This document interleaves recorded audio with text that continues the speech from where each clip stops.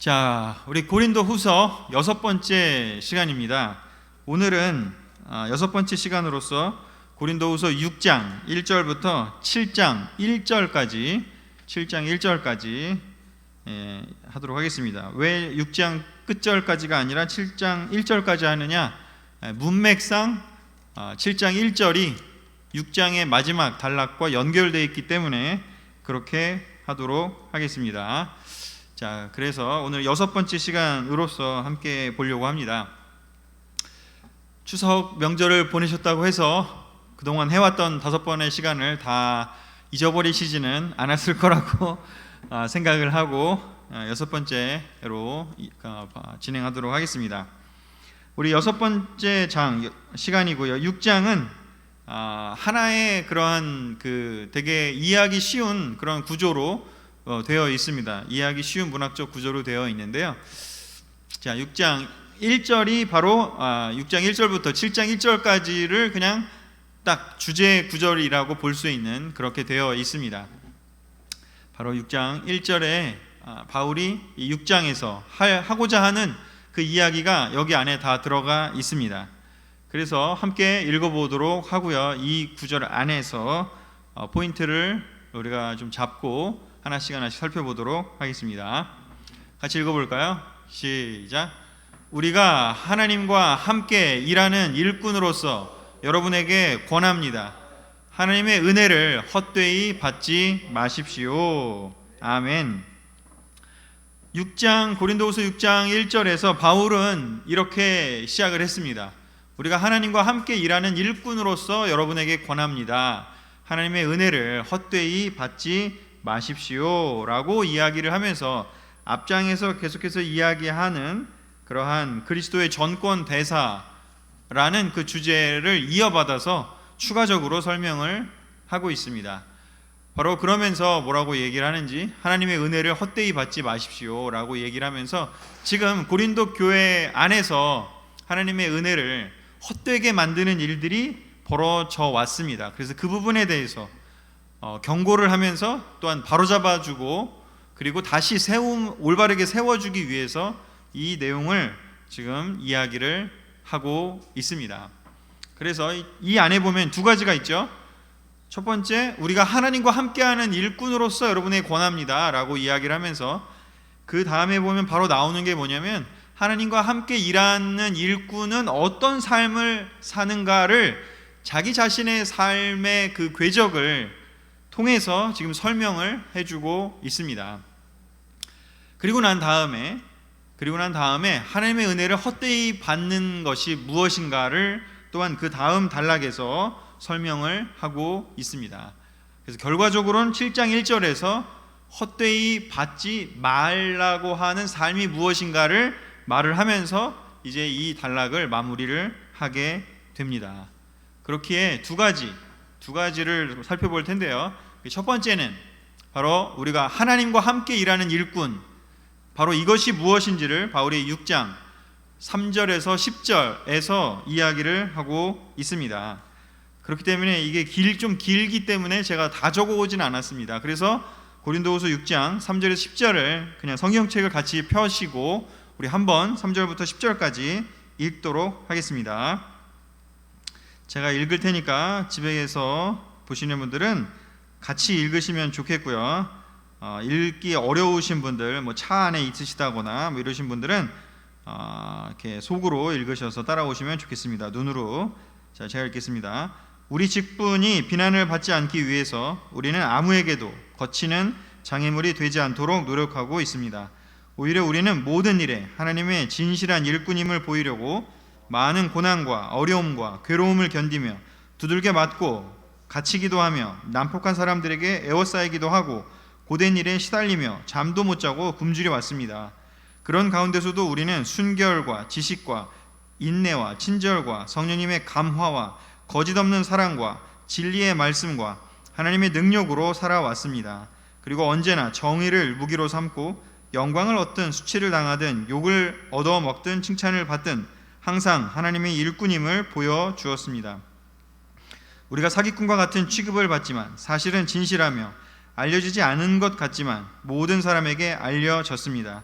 우리가 다 죽어가는 사람 같지만 이렇게 살아있으며 매를 많이 맞았으나 죽지 않았습니다.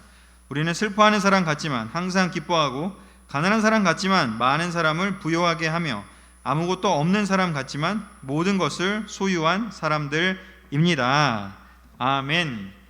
바로 이 3절부터 10절까지의 이야기가 하나님과 함께 일하는 일꾼으로서 자기 자신이 살아온 그 삶의 이야기들을 예시의 방법으로 지금 보여주고 있습니다. 그 부분에 대해서 살펴보도록 하겠습니다. 하나님과 함께 일하는 일꾼의 삶이 어떤 것인가?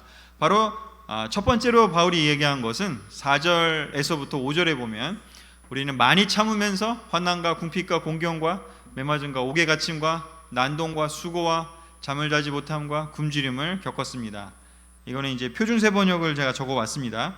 지금 그 그리스어, 헬라어 원어에 보면 약간 이런 문맥으로 되어 있습니다. 뭐냐면 이 현대인의 성경은 그냥 흘러가듯이 얘기를 하지만 원어에 보면 많이 참으면서, 즉 인내하면서 라는 게 먼저 나오고 그 뒤에 9가지를 이제 보여주고 있는데요. 바로 이 많이 참는 것이 하나의 10개 중에 하나가 아니라 이 뒤에 있는 9개를 이끌고 가는 하나이기 때문에 이걸 이렇게 표현을 합니다. 자, 그래서 뒤에 보면 환난, 궁핍, 곤경 이렇게 3개가 한 묶음이고, 그 다음 매맞음, 옥에 갇힘, 난동 이렇게가 한 묶음이고, 수고와 잠자지 못함, 굶주림이 이렇게 또 한 묶음입니다. 그래서 여러분들 뭐 갈라디아서 5장에 나오는 그 육체의 행위라든가 성령의 열매도 보면 3개씩 이렇게 묶어서 이렇게 글을 쓰고 있습니다. 이게 바로 이제 그 당시에 글쓰기의 하나의 특징인데요. 바로 이렇게 3개씩 이렇게 묶어서 이렇게 글을 쓰는 습관이 있었다고 합니다. 그래서 중요한 건 뭐냐면 이 뒤에 나온 내용들을 다 통합하는 게 뭐냐면 바로 많이 참으면서라고 번역된 말입니다. 그래서 원래 이 헬라어로는, 그리스어로는 이게 굉장히 중요한 단어인데 바로 인내, 휘포모네라고 하는 이 인내를 하나님과 함께 일하는 일꾼의 삶의 핵심이 바로 무엇이냐? 많이 참는 삶이다, 인내하는 삶이다 라고 알 수가 있습니다. 그 인내하는 삶의 내용이 바로 뒤에 나오는 9가지다 이렇게 볼 수가 있는 거죠. 그런데 그 휘포모네는 우리말로는 그냥 인내라고 번역을 하지만 원어의 뜻은 뭐냐면 반대에 부딪혔을 때 낙심하지 않고 용기와 끈기로 이겨나갈 수 있는 능력이다 라는 뜻입니다. 인내랑은 조금 다르지 않겠습니까? 인내는 약간 좀 수동적이고 방어적인 느낌이에요. 그래서 아마 우리도 이렇게 인내한다 그러면 별로 그렇게 달갑게 느껴지는 단어는 아닐 수 있어요. 그냥 뭔가 견디기만 하고 뭔가 방어하는 느낌만 있습니다. 그런데 원어는, 휘포모네라고 하는 원어는 절대로 방어적인 단어가 아닙니다. 적극적인 의미가 담겨 있습니다. 바로 이 안에는 낙심하지 않고 용기와 끈기로 이겨나갈 수 있는 능력, 바로 이겨나갈 수 있는 능력이라고 하는 뜻이 들어있기 때문에 이것은 굉장히 적극적인 단어가 된다는 것이죠. 하나님과 함께 일하는 일꾼의 삶은요, 견디고 참는 부분도 있지만 그 견디고 참는 것이 그냥 수동적인 것이 아니라 낙심하지 않고 용기와 끈기로 이겨내가는, 앞에 봤을 때 우리가 했죠, 승리하는 그리스도의 삶은 triumphal procession, 승리의 길, 승리의 도상 위에 있다 이런 표현을 쓴 것처럼요, 바울이 얘기하는 이 인내라는 단어 안에는 결국은 승리로 가는 그 길 안에 있다라고 하는 희망찬 그런 내용이 들어가 있는 겁니다. 하나님과 함께 일하는 일꾼의 삶은요, 절대로 그냥 수동적이지 않습니다. 그냥 버티기만 하는 것이 절대 아닙니다. 우리는 반드시 승리할 거라는 것을 믿는 그 믿음이 있기 때문에 용기와 끈기가 있는 것이고, 그렇기 때문에 어려움이 오더라도 이겨낼 수 있다라는 것이죠. 고린도전서 13장 4절에도 보면 사랑을 표현할 때 바울이 제일 먼저 쓴 단어가 바로 무엇이죠? 오래 참고라는 단어를 썼습니다. 여기에 들어있는 이 오래 참고도 바로 휘포모네입니다. 바로 사랑을 설명할 때도 우리가 그냥 감각적으로 생각할 때 사랑은 뭔가 로맨틱하거나 그냥 감정적이거나 그러기 쉽지만, 바울은 사랑을 설명할 때도 뭐라고 얘기하는지 휘포모네라고 이야기를 합니다. 누군가를 사랑하기에 어려움이 왔을 때 절대 포기하지 않고 낙심하지 않고 용기와 끈기로 계속해서 그 길을 헤쳐나가는, 계속해서 그 길을 걸어가는 그런 당당한 그런 이미지를 그 안에 담고 있는 것이죠. 사랑을 하기 위해서 제일 먼저 필요한 것이 바로 무엇이냐면 이러한 휘포몬에 오래 참을 수 있는 용기와 끈기로 이겨나갈 수 있는 그 능력이 필요하다는 것이죠. 사랑을 하다가 중간에 포기하기 쉽습니다.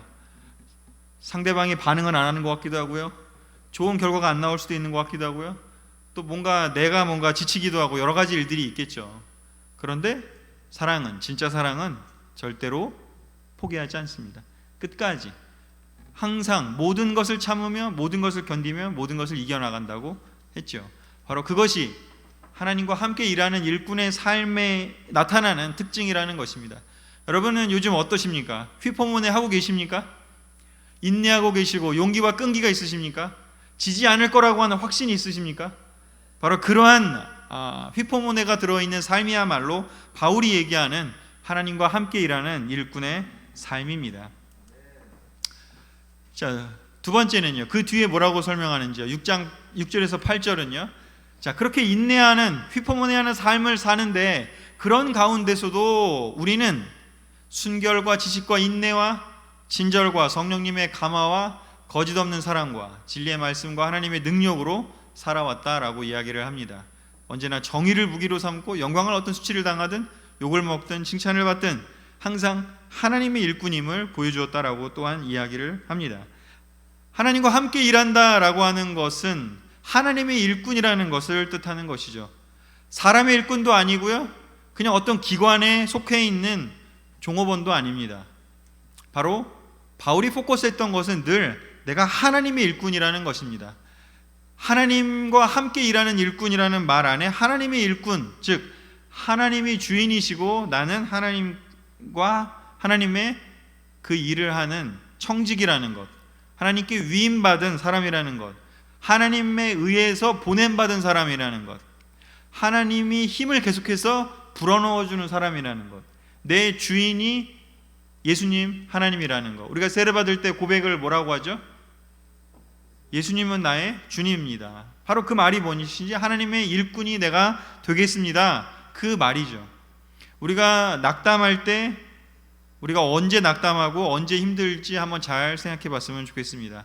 내가 원하는 대로 안 될 때 낙담하고, 또는 누군가가 내 뜻대로 안 되거나 누군가가 나를 평가를 좋지 않게 할 때 그때 흔들린다면 그것은 바로 내가 하나님의 일꾼이 아니라 나의 주인이 나 자신이거나 나의 주인이 그 누군가라는 것을 또 보여줄 수도 있는 것이죠.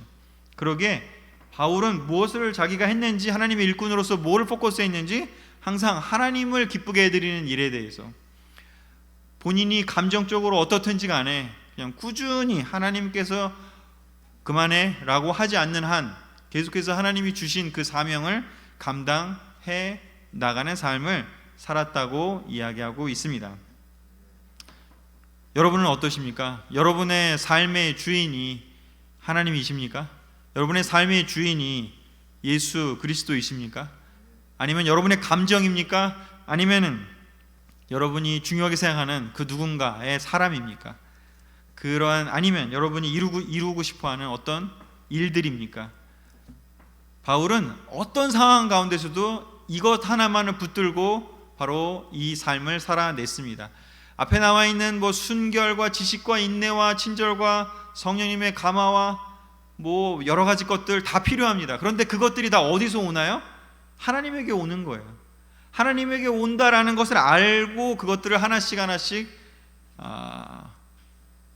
자기의 것으로 만들고 자기의 무기로 삼아 나가야 되는 것이지, 하나님의 일꾼에서부터 오는 것이 아니라 내가 생각하는 순결, 내가 생각하는 지식, 내가 생각하는 말씀, 내가 생각하는 능력으로 무언가를 하려고 한다면 그것은 한계에 부딪힐 수밖에 없고 언젠가는 반드시 번아웃, 소진되고 탈진하고 멈출 수밖에 없는 것이죠. 이 모든 성령님의 열매는 바로 하나님에게서 오는 것임을 바울은 이 구절에서 이야기를 하고 있습니다. 그리고 난 후에 바울은 또한 하나님과 함께 일하는 삶에 실질적인, 눈에 보이진 않지만 정말 중요한 것이 무엇인지를 8절에서부터 10절에서 이야기를 합니다. 이렇게 어려운 상황을 겪지만 휘포모네하면서 인내하면서 이겨나가면서, 그리고 또한 하나님의 일꾼인 걸 기억하면서 하나님께서 주신 그 무기로서 그 능력을 가지고 그리고 사탄과의 전쟁을 치러 나갑니다. 그렇게 되면 어떤 일이 벌어지는지 바로 이런 일이 벌어집니다. 무엇인가요? 세상이 보기에는 사기꾼 같아 보입니다. 그러나 실제로는 진실하고요. 세상이 보기에는 알려지지도 않은 것 같아요. 별로 이름도 없고요, 그냥 의미도 없는 것 같아요. 하지만 하나님 눈에는 모든 사람에게 알려진 사람이고요, 또한 다 죽어가는 사람처럼 세상은 볼 겁니다. 어디 가면 맨날 폭동 속에서 끌려다니고 잡혀가기도 하고 사람들에게 피해 다니는 사람처럼 보이죠. 하지만 살아있고요, 또 매를 맞긴 했지만 죽지도 않고요, 또 하지만 슬퍼하는 사람처럼 세상은 보겠지만 하나님 눈에는 항상 기뻐하는 사람이고요, 그리고 가난한 사람 같지만 세상 보기에는 가난하죠. 하지만 많은 사람을 부유하게 하는 진정 부유한 사람이 되는 것이죠. 아무것도 없는 사람 같지만, 세상이 보기에는 아무것도 없는 것 같지만 모든 것을, 가장 중요한 것을 소유한 사람이 바로 하나님과 함께 일하는 일꾼의 삶이라고 바울은 이야기합니다. 바울의 대적자들은 고린도 교회를 엉망으로 만들려고 하는, 하나님의 은혜를 헛되이 만들려고 하는 그 대적자들이 보기에 바울은요, 사기꾼이라고 이야기를 하고요, 진실하지도 않고요, 너희들을 속여가지고 헌금을, 예루살렘을 돕겠다는 헌금을 거둬가지고 바울 자기가 착복하려고 한다, 그런 거짓말을 퍼뜨리고요, 그리고 하나님과 함께 하는데 저렇게 고난을 당하고 매맞고 또 저렇게 피해 다니고 그럴 수는 없다, 그게 어떻게 하나님과 함께하는 사람이냐, 그렇게 공격을 했습니다.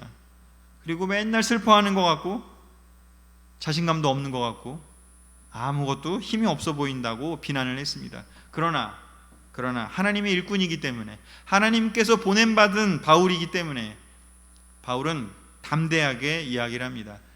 사람들은 그렇게 볼지 모르지만, 세상적인 눈을 가진 사람들은 그렇게 볼지 모르지만 하나님 눈으로, 영적인 눈으로 봤을 때는요, 어떤 사람이라고요? 진실하고요, 그리고 또한 항상 기뻐하고요, 그리고 많은 사람을 부유하게 하고요, 그리고요 실제로 정말 중요한 것을 소유한 사람들이라고요. 제가 특별히 여기에 맨 마지막 중에 가난한 사람 같지만 많은 사람을 부유하게 하는, 이거에 좀 큰 글자로 표시를 했습니다. 이거는 뭐 제 개인적으로 너무나 하나님과 함께 일하는 일꾼의 삶에 있어서 핵심인 부분이 이것이 아닌가 생각이 듭니다. 우리가 누군가를 크리스찬이 되게 도와주거나, 또 크리스찬이 되었지만 이렇게 낙심하지 않고 또 사탄의 공격에 의해서 떨어져 나가지 않도록 이렇게 도와주는 것이요, 거기에 시간을 쓰는 것이요, 그게 결코 뭔가 이루어내는 것 같지도 않고, 세상 사람들 보기에는 왜 저래? 그냥 더 자기가 돈 버는 일에 자기가 더 똑똑해지고 자기가 더 명예를 얻고 자기가 더 즐겁게 사는 거에 시간을 써야지, 왜 저렇게 누군가를 도와주느라고 에너지를 쓰고 저렇게 누군가를 돕기 위해서 마음을 쓰고 시간을 쓰고 돈을 쓰고 하는지 모르겠다. 되게 가난해 보이고 별 볼 일 없는 것 같다. 하지만 그러나 영적인 사람에게 있어서는 많은 사람을 부유하게 하는 것이 바로 그 사람의 기쁨이고 자랑이고, 또 하나님께서 기뻐하시는 일이기에 기꺼이 그 일을 감당하기에 저는 이 부분이 너무나 많이 마음에 와 닿은 것 같습니다. 여러분 요즘 어떠십니까? 여러분 세상이 보기에 부유한 사람이 가난하지 않은 사람이 되기 위해서 애를 쓰고 계십니까? 아니면 하나님이 보시기에 또 영적으로 죽어가는 영혼들을 살리는 일에 여러분이 부유한 사람인지요? 여러분을 통해서 누군가가 너무나 감사하다, 내가 당신 때문에 내 영혼이 낙심하고 사탄에 의해서 끌려가지 않고 하나님을 향해서 계속해서 갈 수 있게 되었다라고 감사의 말을 할 수 있는 그런 사람으로 살고 있는지요? 여러분 진정으로 하늘나라에서 이 세상이 다 하고 나서, 우리가 세상 것이 다 무너지고 났을 때 우리가 진짜 부유한 사람인지, 아니면 정말 아무것도 없는 그냥 이기적인 삶을 나 혼자만을 위해 살다가 간 사람인지를 우리는 바로 이것을 통해서 보여줄 것입니다. 우리가 사실 세상에서 많은 사는 그 삶을 생각해 보면 사실은 세상에서도 세상에 사는 동안 많은 사람들을 도와줍니다. 우리가 일하는 걸 잘 생각해 보면요, 우리가 하는 직업을 통해서 사실은 누군가를 도와주는 일을 합니다. 그렇게 그 일 또한 소중하죠. 의사분들은 정말 너무나 좋죠. 누군가의 건강을 도와주면서 뭔가 아픈 걸 치유해 주면서 또 이렇게 돈도 벌 수 있다는 건 너무 특별한 일이겠죠. 그러나 그분들뿐만 아니라 어떤 회사이든지 간에 그 회사를 통해서 사기치는 회사가 아니라면 그럼 어떤 회사든지 간에 또는 어떤 직업이든지 간에 그 직업을 통해서 누군가의 필요를 또 문제를 해결해 주는 그 일을 하고 계시기 때문에 너무나 그 일 또한 중요합니다. 그러나 회사가 하는 일은, 세상에서 뭔가 섬기는 일은 한계가 있습니다. 이 세상에서 어떻게 우리가 잘 살 거냐. 그러나 우리가 영적인 눈으로 봤을 때 영혼을 살려주는 것, 영혼이 하나님께 가도록 도와주는 것에 있어서는 바로 이 제자의 삶이야말로 하나님과 함께 일하는 일꾼, 즉 제자의 삶이 아니겠습니까? 그 삶은 진정으로 많은 사람을 부요하게 하는 삶이라는 확신이 듭니다. 그리고 이 부분에 대해서 우리가 열정이 있었는데 이제 좀 식으신 분이 있다면 우리 다시 한번 내가 최소한 일주일에 한 번 이상은 누군가를 그 영적으로 돕는데 내가 시간을 좀 쓰겠다라는 결정을 하셨으면 좋겠습니다. 자, 그리고 난 후에요, 하나님과 함께 일하는 일꾼으로서 권한다라는 의미가 무엇인지를 쭉 설명한 후에 이제 14절부터 18절에서 바로 하나님의 은혜를 헛되이 받지 말라라는 이야기를 이제 설명을 하게 됩니다. 우리 14절부터 18절까지를 우리 같이 한번 읽어보도록 하겠습니다. 읽을까요? 시작. 여러분은 불신자들과 연합하지 마십시오. 의와 악이 어떻게 하나가 되며 빛과 어두움이 어떻게 어울릴 수 있겠습니까? 그리스도와 마귀가 어떻게 조화될 수 있으며 믿는 사람과 믿지 않는 사람이 어떻게 같은 것을 소유할 수 있겠습니까? 또 어떻게 하나님의 성전과 우상이 하나가 되겠습니까? 우리는 살아계신 하나님의 성전입니다. 하나님께서도 이렇게 말씀하셨습니다. 내가 그들과 함께 살며 그들과 함께하여 나는 그들의 하나님이 되고 그들은 내 백성이 될 것이다. 그러므로 너희는 그들 가운데서 나와 따로 있고 더러운 것을 만들지 말아라. 그러면 내가 너희를 맞아 드리겠다. 나는 너희 아버지가 되고 너희는 내 자녀가 될 것이다. 전능한 주의 말이다. 아멘. 하나님의 은혜를 헛되이 받는다라는 말을 이제 설명을 하는 단락이 바로 이 단락이 되겠습니다. 하나님의 은혜를 헛되이 받지 말라. 좀 한국말 번역이기 때문에 이게 조금 자연스럽지 않을지도 모르지만 중요한 건 무엇이었는지 하나님의 은혜를 받기는 받았다라는 것입니다. 그런데 헛되이 받게 될 수도 있다, 이런 뜻이게 되겠죠. 그렇게 하지 말라고요. 그 말이 무엇일까? 설명을 좀 드려보도록 하겠습니다. 하나님의 은혜를 헛되이 받는 게 뭘까? 달리 말하면요, 복음을 들었지만 전파되었지만 그 복음의 효력이 지속되지 않고 효력이 나타나는 것이 아니라 효력이 사라지는 것입니다. 듣기만 했고 실제로 결과가 없는 것입니다. 그럼 헛되이 받는 거 아니겠습니까? 그래서 그 부분에 대해서 예수님이 사실은 여러 번 이 부분에 대해서 경고를 하셨죠.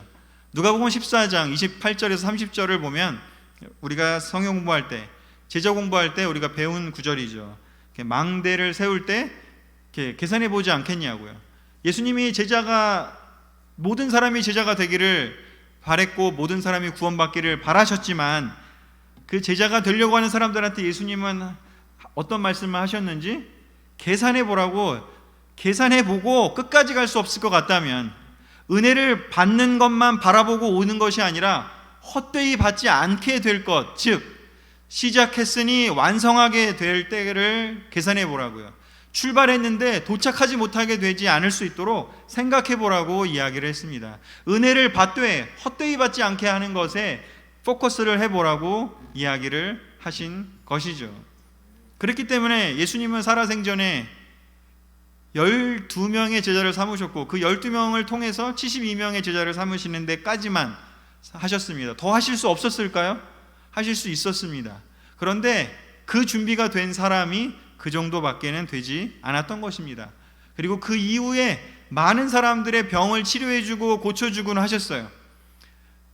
그랬는데 그들이 정말 제자가 되는 시간은 예수님이 돌아가시고 난 후에, 승천하시고 난 후에 이스라엘 예루살렘에 교회가 생겼을 때, 그때 제자의 삶을 시작한 사람들이 3,000명, 5,000명이 되었던 것이죠.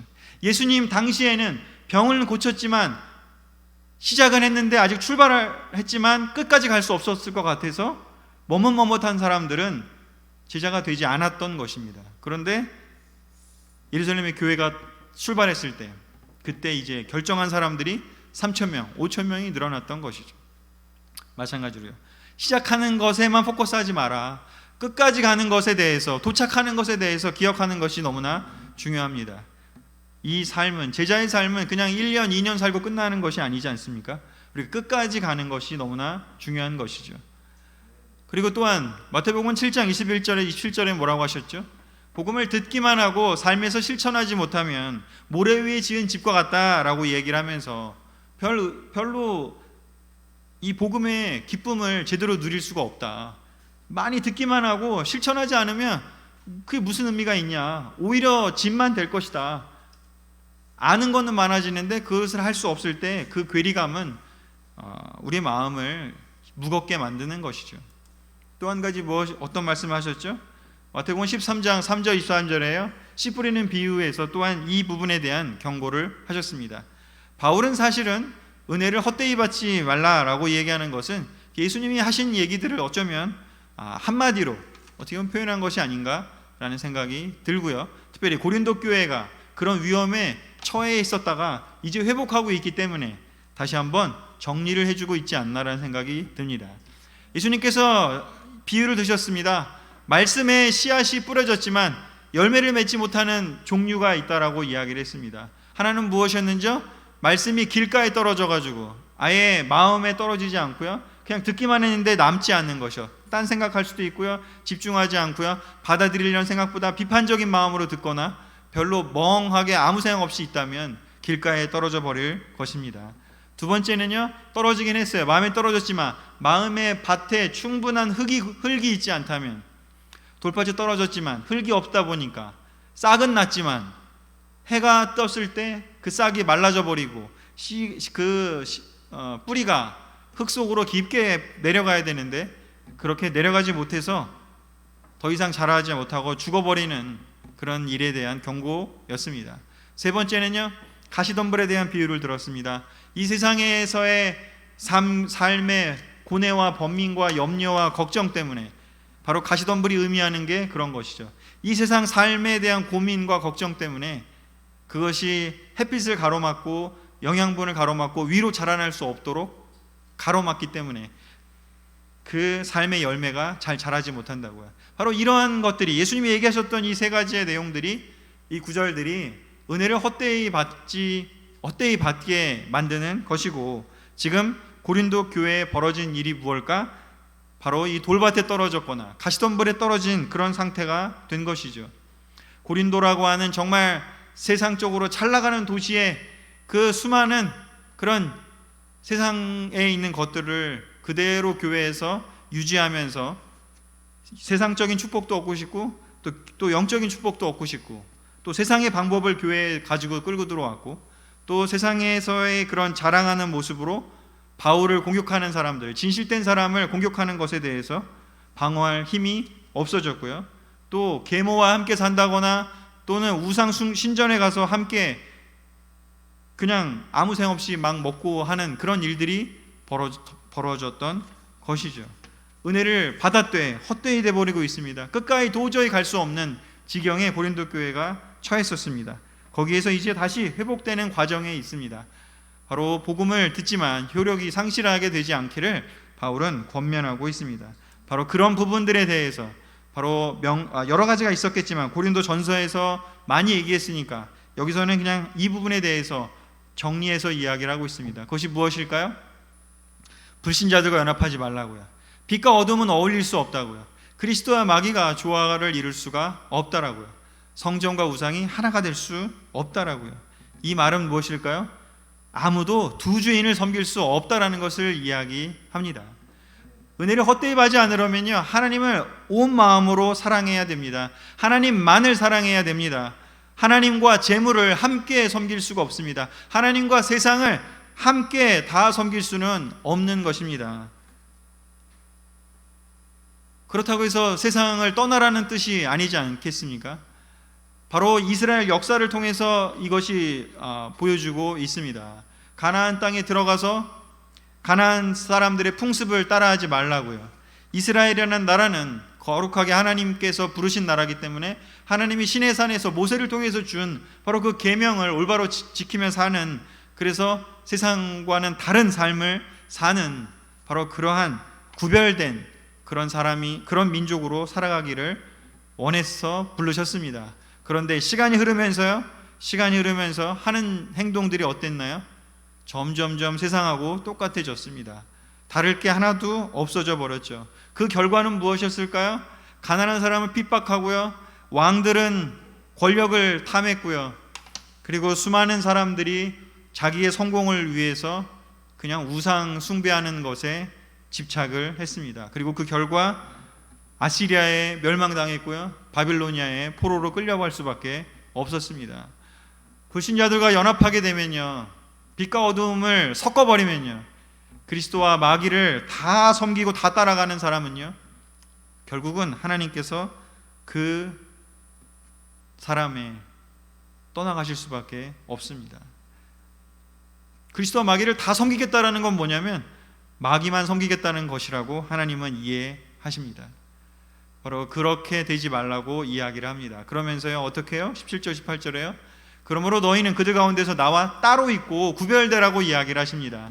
세상 사람들과 구별되라고요. 세상 사람들이 술 먹고 음란한 짓 하러 가는 것에 가지 말라고 이야기를 하십니다. 세상 사람들이 거짓말하고 정치적으로 술을 쓰고 뭔가 자기의 이익을 위해서 다른 사람을 피해주는 일에 끼지 말라고 이야기를 합니다. 더 좋은 성적을 얻기 위해서 커닝을 하거나 부정행위를 저지르는 일에 참여하지 말라고 이야기를 합니다. 세상의 사람들이 그냥 다 하고 있다고 해서 음란이 아니라고 말하는 그 자리에 들어가지 말라고 이야기를 하고 있습니다. 더러운 것을 만지지 말라고, 구별되라고요. 더러운 것을 더러운 것이라고 선포하라고 하나님은 이야기하고 계십니다. 구별되라고요.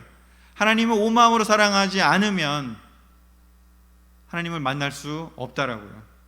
그냥 대충 이것도 하고 저것도 하고 하는 것에서 하나님 만날 수 없다라고 바울은 설명하고 있는 것이죠. 그러므로 7장 1절이 어떻게 보면 이제 이 14절부터 6장 14절부터 18절까지를 결론을 내리고 있습니다. 그러므로라고 하는 이런 전치사를 통해서, 그러므로 사랑하는 여러분, 우리가 이런 약속을 받았으니 몸과 영혼을 더럽히는 모든 것에서 우리 자신을 깨끗하게 하고 하나님을 두려워하는 마음으로 온전히 거룩한 생활을 합시다라고 앞쪽에서는 하지 말라고 얘기를 했다면 여기서는 무엇을 해야 될지에 대해서 정리를 하고 있습니다. 부정문을 먼저 놓고 긍정문을 내세우는 방식으로 지금 설명을 하고 있습니다. 하나님의 은혜를 헛되이 받지 않으려면요, 하나님을 온 마음으로 사랑하십시오 라는 주제를 바로 이 구절들을 통해서 이야기를 하고 있습니다. 몸과 영혼을 더럽히는 것들에서요, 세상에서는 그게 뭐 어때? 괜찮아, 문제없어, 더러워지지 않아, 그냥 원래 이런 거야 라고 얘기하는 그런 것들에서 우리를 분리시키라고요.